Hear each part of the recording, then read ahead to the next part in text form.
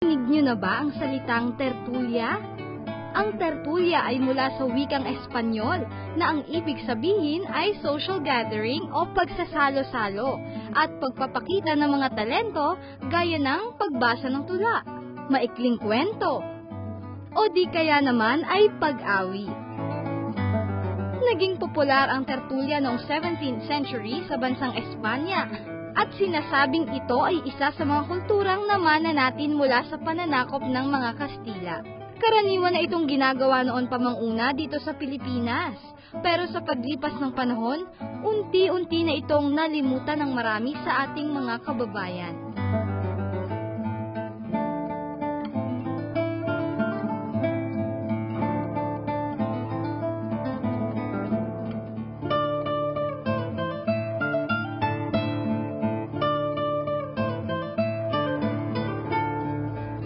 Isang restaurant dito sa Quezon City ang muling nagbigay buhay sa kultura ng tertulya.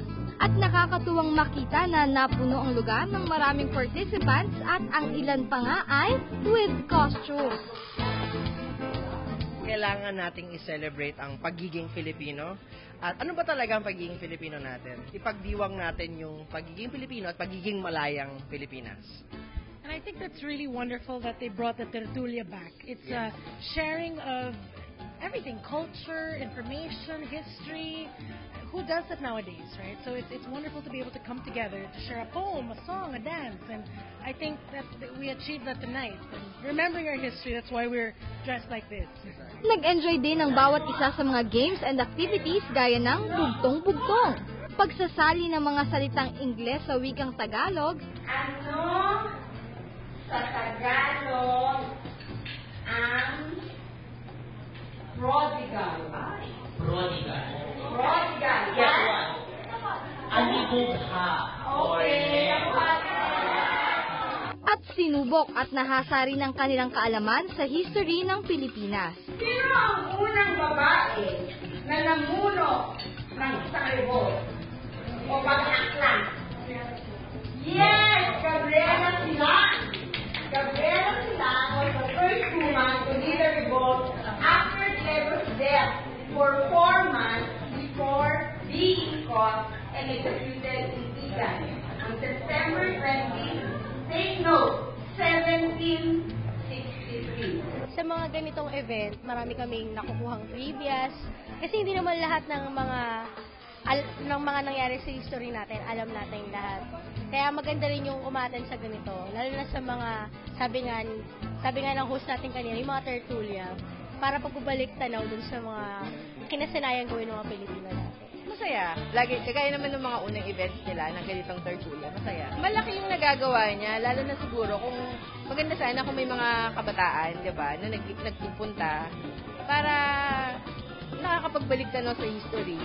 Tapos kasi marami sa mga libro ngayon, hindi tatalakayin yung mga gano'n. So magandang event para sa kaalaman ng mga katulad natin na medyo nakakalimutan na rin yung history. Hindi lang yan. Habang pinagsasalo-saluhan ng mga authentic Filipino food, ay ine-entertain din sila sa pamamagitan ng tula at pag-awit na talaga nga namang makabayan. Sa tungkulin ng tapat, kagiting at katapangan, pag-ibig sa lupang liyag, nabubuklod na mahigpit ng paggalang sa watawan. Lumaya ang sigaw, ang hangat, pakinggan ang boses ng kabataan, at bagong pag-asa'y makaganda.